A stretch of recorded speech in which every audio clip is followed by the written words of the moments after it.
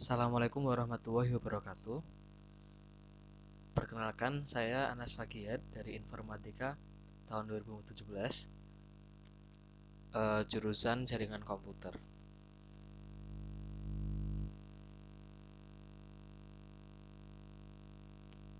Pada kesempatan kali ini, saya diminta untuk teman-teman panitia Himatif Portable Club untuk memberikan atau sharing materi mengenai jaringan komputer yang ada di Informatika UMS. Sebelumnya, perlu diketahui untuk penjurusan jaringan itu tidak terfokus pada jaringan komputer saja, namun di situ ada jaringan komputer dan multimedia. Namun pada kesempatan kali ini, materi yang akan saya sharing kepada teman-teman adalah jaringan komputer saja. Jaringan komputer dalam pengertiannya bisa dibaca di Wikipedia atau mungkin referensi yang lain. Singkatnya, jaringan telekomunikasi yang memungkinkan antar komputer untuk saling berkomunikasi dengan bertukar data. Tujuan dari jaringan komputer adalah agar dapat mencapai tujuannya, setiap bagian dari jaringan komputer dapat meminta dan memberikan layanan.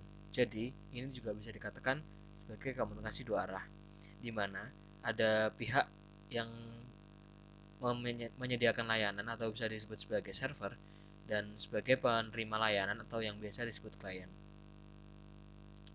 Untuk sejarah dan lain-lainnya mungkin teman-teman bisa dibaca sendiri ya untuk eh, sambil memperdalam ilmu jaringan komputer.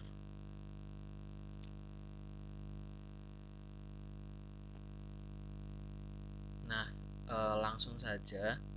Sebenarnya yang mau diajarkan pada pertemuan kali ini langsung ke simulasi perancangan jaringan komputer.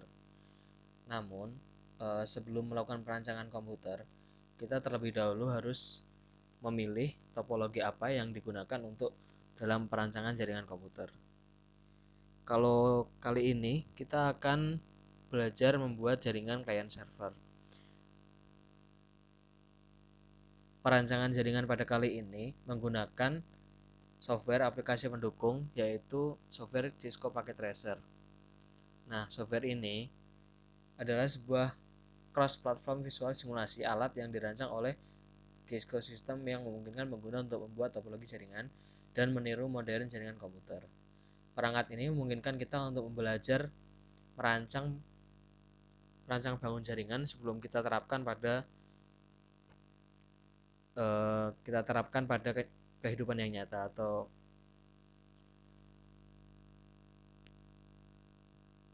lapangan misalnya. Perangkat ini digunakan untuk software aplikasi ini digunakan untuk para administrator jaringan sebelum membangun jaringan terapan yang biasanya dapat digunakan untuk menganalisa berapa banyak perangkat yang dibutuhkan dalam pembangunan jaringan itu sendiri. Kalau kita di sini akan belajar membangun jaringan client server. Jaringan client server didefinisikan sebagai suatu arsitektur jaringan komputer di mana perangkat klien melakukan proses meminta data dan server yang memiliki tugas untuk merespon berupa data terhadap request tersebut. Nah, topologinya seperti ini. Jadi ada sebuah unit server yang bertugas sebagai penyedia layanan yang nantinya akan membagikan layanan ke semua klien ini. Kelebihannya apa sih jaringan client server? Untuk kelebihannya sendiri adalah sebagai berikut. Kontrol terpusat pada server, tidak seperti jaringan peer-to-peer, di mana tidak ada pusat server yang mengatur klien. Jaringan peer-to-peer ini sendiri dapat kalian pelajari di referensi yang lain. Terus backup terpusat pada server. Skalabilitas, Anda dapat dengan mudah menambahkan jumlah komputer atau server pada jaringan client server tanpa menyebabkan pengaruh besar pada jaringan. Sehingga ketika jaringan sudah terbangun, maka administrator dapat menambahkan komputer klien ataupun menambahkan server tanpa ada pengaruh pada jaringan yang menyebabkan kendala. kemudahan dalam perawatan, peningkatan keamanan. Nah, di sini juga ada kekurangan jaringan client server, di mana satu kegagalan pada pusat kontrol. Karena kita menggunakan client server, maka ada satu perangkat yang didedikasikan sebagai pusat penyedia, sehingga ketika pusat penyedia ini nanti terdapat kendala, maka semua klien akan merasakan kendala tersebut. Kemudian biaya pengeluaran dibandingkan dengan jaringan peer to peer, biaya pengeluaran client server lebih mahal karena biasanya untuk perangkat server sendiri dibutuhkan untuk spesifikasi khusus yang mumpuni agar dapat memberikan kualitas terbaik pada klien. Jaringan melambat. Jaringan melambat ini sebenarnya situasional, di mana apabila dari klien sendiri terpantau penuh, maka akan saling berebut data, namun dapat diatasi dengan yang namanya limitasi bandwidth. Nah, langsung saja uh, kita coba untuk membuat jaringan client server menggunakan Cisco Packet Tracer. Nah, ini untuk topologinya mudah ya. Di sini ada perangkat yang dijadikan sebagai server, sebuah server. Lalu di sini ada switch. Switch di sini digunakan untuk membagikan layanan yang diperoleh dari server. Kenapa tidak langsung dari server ke klien? Karena dalam port server ini sendiri memiliki kapasitas maksimum port. Nah, di sini dialirkan dulu ke switch, kemudian dari switch akan dialirkan ke klien-klien. Switch ini dapat menampung berbagai jumlah port, ada spesifikasi khusus tersendiri untuk switch.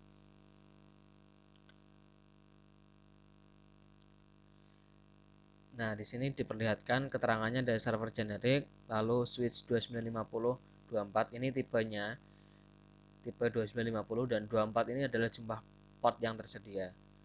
Kemudian ada PC generik sebagai klien, lalu kabel strap sebagai penghubung antar perangkat. Nah, ini merupakan simulasi dari Cisco Packet Tracer. Interface dari Cisco Packet Tracer maksudnya, mohon maaf. Tadi kita diminta untuk mengimbuhkan server generik, kemudian diminta untuk menambahkan switch 295024, lalu 3 jumlah PC. Nah, sebelum kita konfigurasikan, sebenarnya dalam kebiasaan administrator jaringan itu sendiri memiliki berbagai macam kebiasaan. Ada yang dihubungkan terlebih dahulu baru dikonfigurasi, ada yang dikonfigurasi dahulu kemudian dihubungkan. Namun di sini saya akan mempraktekkan di mana kita hubungkan dulu semua perangkatnya baru kita konfigurasi. Tadi diminta untuk menggunakan kabel strength. Kenapa tidak kabel cross? Karena kabel strength ini rekomendasi yang digunakan apabila kita menghubungkan dua perangkat yang berbeda. Nah, kita masukkan ke fast Ethernet 0. Fast Ethernet adalah identitas port yang ada pada server. Lalu kita pilih port. Kita pilih port yang 24 sebagai identitas saja. Lalu kita hubungkan dari port switch. Nah, di sini dari switch port fast Ethernet 01.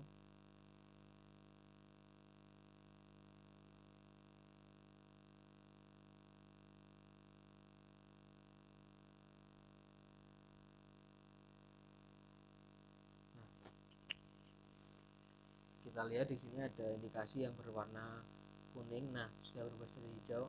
Ya, apabila sudah berubah jadi hijau seperti ini, maka ini sudah bisa dikatakan aktif. Apakah ini sudah bisa saling berkomunikasi? Jawabannya belum. Kenapa belum? Karena kita belum melakukan konfigurasi pada perangkat tersebut. Lampu indikator ini hanya sebagai penunjuk bahwa dua perangkat sudah saling terhubung. Kita lihat ke modulnya lagi. Hubungkan semua device menggunakan kabel strap, kemudian setting IP servernya. IP adalah kita lihat dulu IP.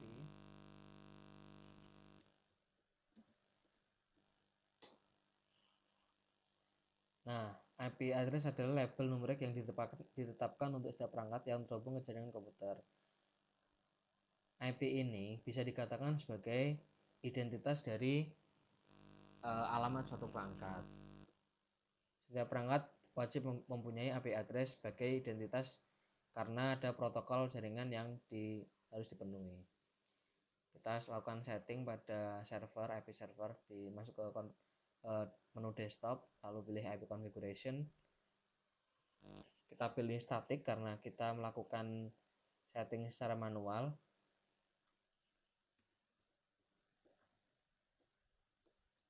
Nah, subnet mask ini sendiri merupakan subnet conversation dari IP address, di mana setiap address memiliki subnet mask masing-masing. Kalian dapat mempelajari dasar-dasarnya pada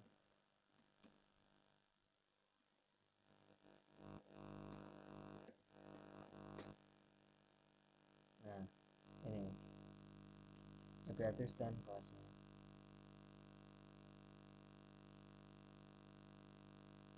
Oke, lanjut lagi. Nah, ini secara otomatis akan muncul karena ini tergolong ke dalam kelas C. Kita ganti gateway-nya sesuai dengan alamat IP server dan DNS server disesuaikan. Nah, udah. Kemudian setting IP di semua PC yang terkoneksi dengan server. Di sini dijelaskan bahwa IP PC 0 atau PC pertama menggunakan IP 1.2. Kita perhatikan di sini ada 192.168.1, itu sama dengan yang di server ya, 192.168.1, karena mereka tergolong sebagai IP yang sekelas. Karena ini tergolong dari kelas C, maka IP yang sama berada pada oktet 1, 2, dan 3. Kita masukkan pada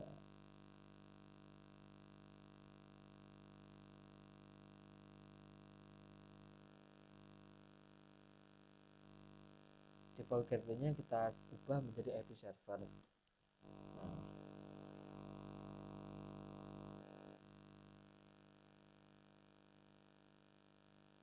ini tutup 3, kita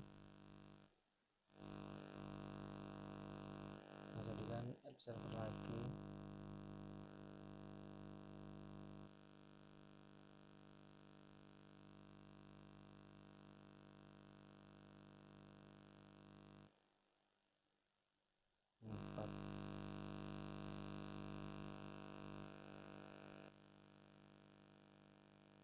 Nah, sudah sesuai tadi. Setelah kita lakukan konfigurasi IP tadi pada IP server PC 1, 2, dan 3, kenapa di switch 3? Karena kita menggunakan switch ini tanpa settingan tambahan. Jadi switch ini kita gunakan sebagai pendistribusian data dari server ke klien-klien ini. Jadi switch ini hanya sebagai lintasan penghubung antara server dengan kliennya. Bagaimana cara kita mengetahui apakah jaringan ini sudah terhubung dengan server atau belum? Nah, di sini dapat dilakukan di command prompt setiap PC dengan membuka PC, terus pilih menu desktop, lalu command prompt. Di sini ditunjukkan dengan cara ping. Ping adalah sebuah command atau perintah untuk melakukan uji koneksi dengan disertai dengan spasi alamat IP tujuan 192.168.1.1. Ini mengindikasikan bahwa PC 0 melakukan tes koneksi ke alamat server dan mendapatkan reply sebagai berikut. Apabila hasil dari uji koneksi ping ini mendapatkan reply. Nah, di sini ada reply batch 32 time 1 TTL 128. Ini menandakan bahwa perangkat ini sudah terhubung dengan server. Kita coba saja.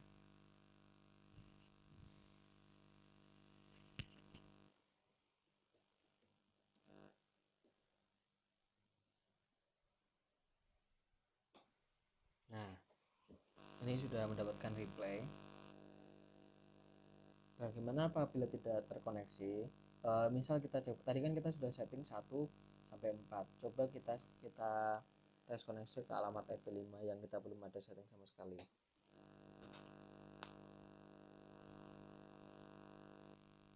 Nah, jawabannya request timeout karena kita tidak memiliki perangkat yang terhubung dengan alamat 1.5.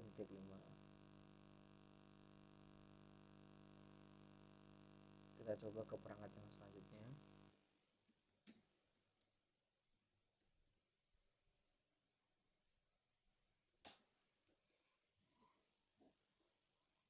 Ini juga sudah terhubung. Coba kita cek koneksi antara PC 1 dengan PC 0 atau PC kedua dengan PC pertama.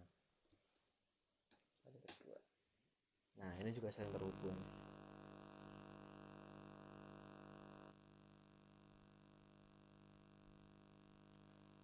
Kita coba dengan menu simulation. Tadi kan kita menggunakan real time.